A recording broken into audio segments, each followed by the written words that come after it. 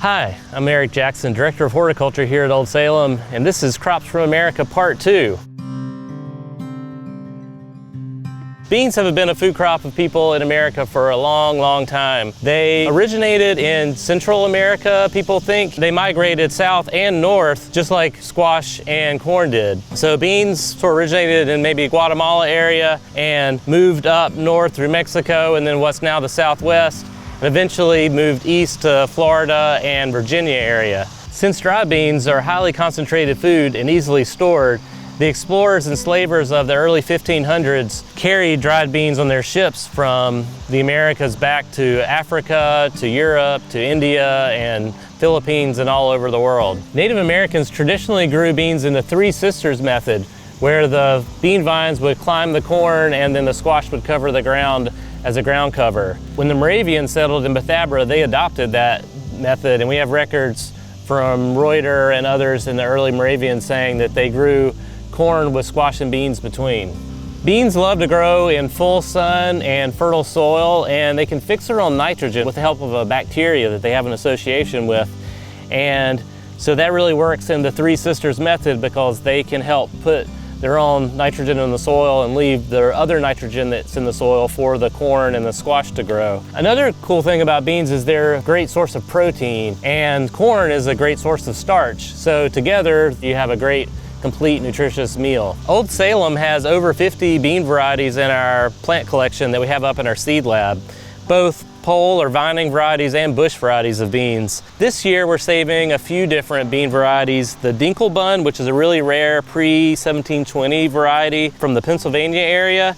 We're also growing early Mohawk, which is a bush bean variety. Squash, the Cucurbita species. Squash was domesticated in the Americas about 8,000 years ago. There are about 5 different Cucurbita species, each with their own domestication event. Most notably the Cucurbita pepo, which are like your yellow squash and zucchini, and the Cucurbita mouchata, which are like this Seminole pumpkin here, or the butternut squash. It's interesting to note that the domestication of squash occurred earlier than other domestication events like corn or beans. Prior to domestication, there's evidence that after mastodon extinction, cucurbits faced decline. The mastodons ate the fruit, they transported the seed, and then they created disturbed areas where the cucurbits could grow. As indigenous peoples adopted squash for their use, they initially used them for storage vessels and utensils. Over time, they transformed squash into what we know today, the edible squash and pumpkins that we all love. Like many colonial settlers, the Moravians saw value in the squash. It's stored through the winter and grew heartily here in the United States. Here in Old Salem, we grow lots of different types of squash, like zucchini and yellow squash, and this Seminole squash, which is a great winter storage pumpkin that keeps year-round. This year, we decided to try an experimental crop that's a cross between a butternut and the Seminole squash. And the reason we're doing that is it's a little more productive for our Victory Gardens efforts. Tomatoes, or Solanum lycopersicum. Tomatoes were first grown by the Aztecs around 700 AD. Tomatoes weren't introduced into Europe until the 1500s when explorers and colonizers returned with the fruit.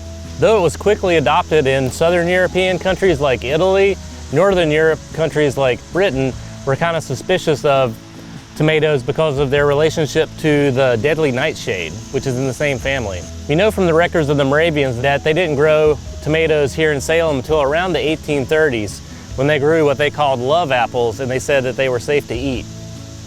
Enslaved Africans were among the first to popularize the tomato in the American South. Here in Old Salem, we've grown and saved seed of a couple old heirloom historic varieties of tomatoes, including the Riesentraub. Its name means many flowers, and it's just covered. It has like 350 flowers on a single plant. And also the large red, which is one of the oldest documented pre-Civil War tomato varieties known in America. So this has been a look at crops from America. These are all crops that the original people of America have been growing for thousands of years and still are.